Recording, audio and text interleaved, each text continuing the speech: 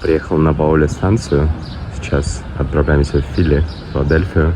Билет покупается онлайн. Парковка на выходных бесплатная. Это соседний городок. Здесь бросили машину на выходные. Вот, едем на Филли, там гуляем, потом в Атлантик-Сити.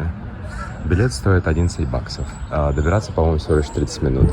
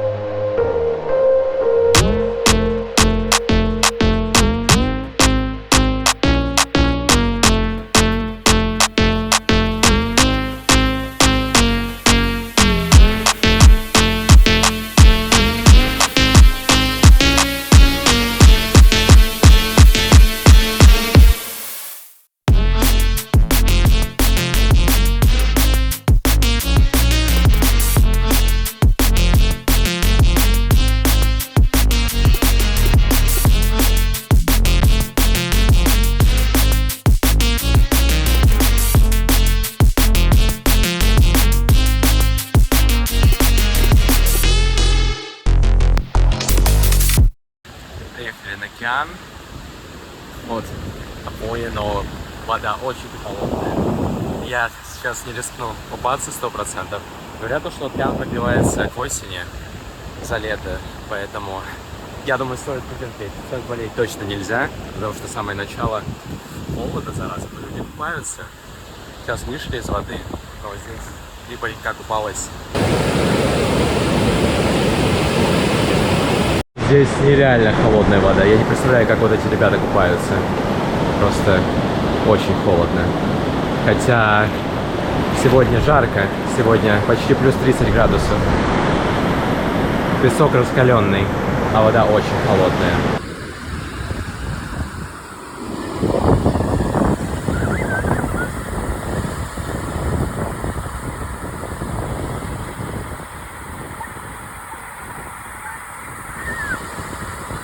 Такая бежит, чик-чик-чик-чик-чик-чик, оглядывается. Такая, а где они?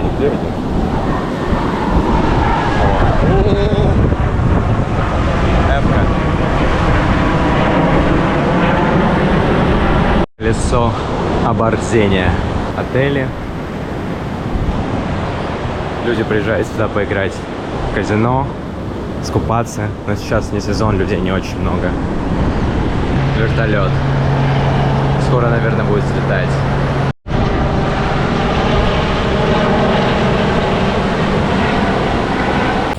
Какая-то полуразваленная пристань, на которой сидят чайки. Вот этот дом-лачушка, как будто из каких-то фильмов ужасов. Написано, что здесь нельзя водить. Do not drive under the pier.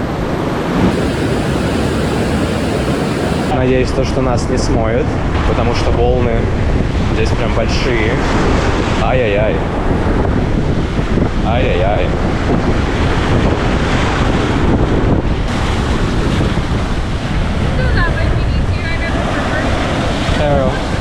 Oh. Oops. It's a bit wet here. Oops.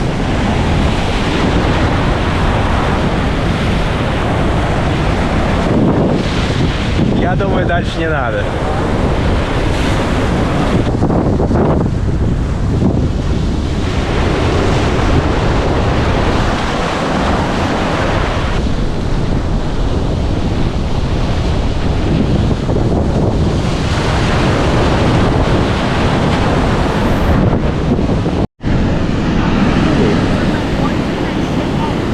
А вот там прям буря песчаная.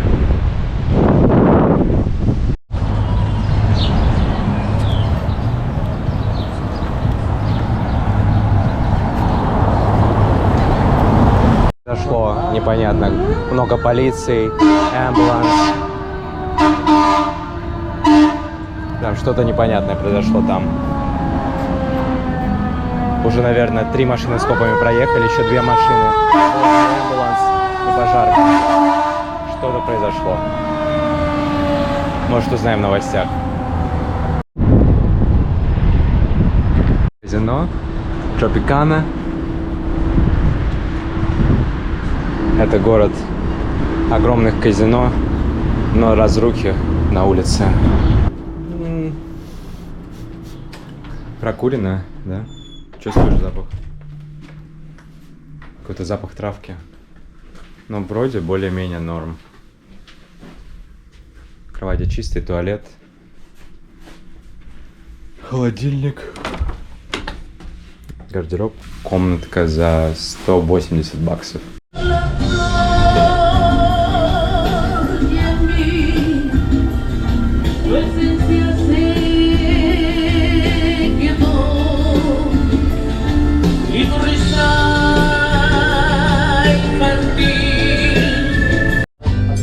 Esta noche brilla inspiras mi amor una. Кушали в мексиканском месте. Очень понравился сервис, очень приятная атмосфера. Классное место. Крутое оформление.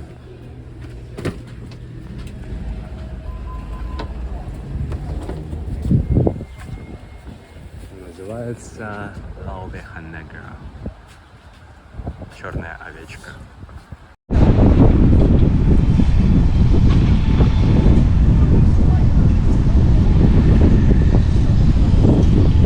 Переходим к рассказу о том, как я проиграл 140 баксов в покер в Атлантик-Сити. Я даже нацепил худи, который купил в этом злосчастном городке, чтобы полностью воспроизвести атмосферу. Вот, и немножко захотелось попробовать моих новых девайсов на минуточку. Видео, которое я свожу, оно с 5 мая, а сейчас у нас 22 августа. Очень многое все поменялось, и, к сожалению, я не успеваю работать над всеми видео, но я в прогрессе. Кстати, вот там на компьютере открыт проект этого видео, который я должен закончить сегодня. Вот, и я себе собрал тут небольшой стендик. Вот здесь у нас GoPro, прикрепленное к креслу, и вот здесь гимбал. Вы поймете буквально через несколько секундочек, почему и зачем это все. Вот. Приятного просмотра. Эта штука может следить за лицом. Если сделать такой жест, то она начнет за мной следить. Отлично, все работает. GoPro снимает там, чтобы просто продемонстрировать, как выглядит этот сетап. Мама, привет. Я в телевизоре, 4-я стена пробита. Здесь освещение, кстати, не очень. В этой штуке есть свет.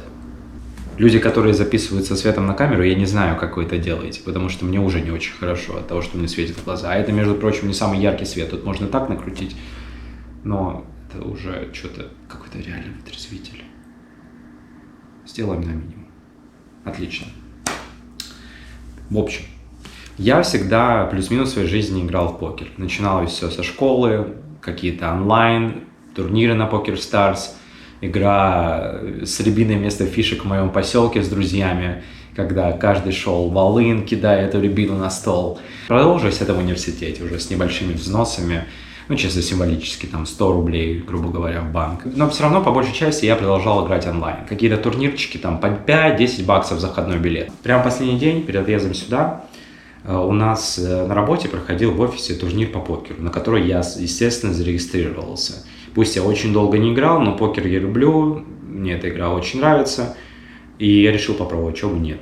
Вот. И у меня остался небольшой презентик с этого дня, вот такая вот фишечка за 3-е место, которую мне вручили, которая была, кстати, единственная. На 2-е и на 1-е место еще не успели распечатать на принтере, и на 3-е была, я занял 3-е, забрал ее. Я до сих пор помню, как ребята, которые играли со мной, организатор турнира, провожали меня в Америку, говорили обязательно, съезди в Лас-Вегас, поиграй в покер. Ну, естественно, каждый, когда думает Америка, казино, конечно, это Лас-Вегас в первую очередь. Организатор турнира спросила меня, а куда ты, собственно, едешь? Вот, мы посмотрели по карте и увидели, что это недалеко от Атлантик-Сити. Я, кстати, вообще не знал про то, куда я еду, что рядом, и вообще не знал про Атлантик-Сити. Она сказала, что там тоже много казино, что это типа Лас-Вегаса, только на вот том восточном побережье. И, собственно, сказали, обязательно съезди. Я планировал, что эта поездка произойдет там спустя 3 месяца, 4 месяца. Я попаду туда, немножко обживусь, там полгодика. Я не ожидал, что эта поездка произойдет в мои первые выходные. И то, что я зайду в казино. И, наверное, вдвойне будет интересно посмотреть это видео. Тем, кто со мной играл, я обязательно закину, ребят. Я надеюсь, что вам понравится эта история. Мне захотелось использовать этот трипод не только для записи своей головы, которой давно не было в моих видео. И теперь я хочу записать и воспроизвести партию, рассказать о том, как я проиграл 140 баксов в тот злосчастный день. Надеюсь, что YouTube меня не забанит за мою колоду. Очень сильно на это надеюсь. А гимбал я буду сейчас перенастраивать, чтобы у меня камера смотрела под углом. Здесь тоже можно, в принципе, так сделать. И все, я ухожу из кадра. Теперь вы будете видеть только карты.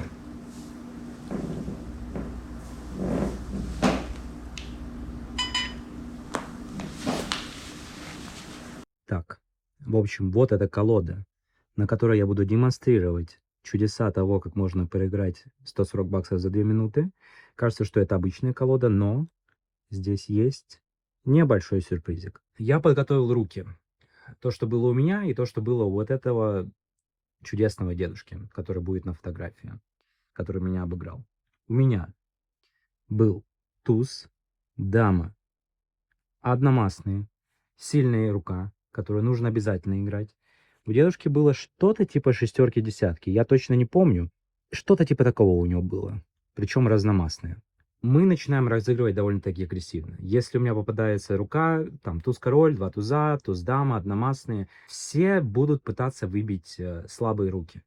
Собственно, это 10-6 разномастная, она была слабой рукой. Мы торгуемся, я пытаюсь его выбить.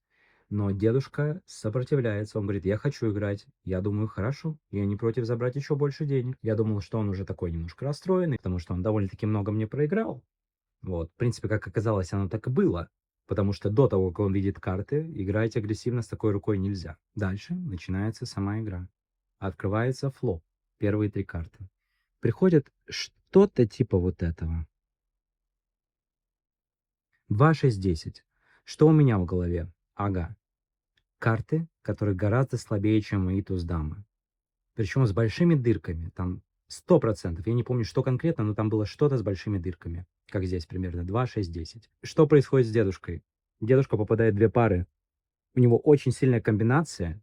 Это сильная комбинация, которую невозможно прочитать. Очень сложно прочитать. Очень сложно подумать, что кто-то играл бы с этим 6-10. На что надеяться? Он начинается со мной агрессивно торговаться. Я ведусь на это, понимаю то, что я в безопасности со своей рукой. Я не верю в то, что он мог зайти с этим. И открывается turn. На терне он ловит full house. 3 шестерки, 2 десятки. Он понимает, что он просто в полном шоколаде. Он идет в all-in.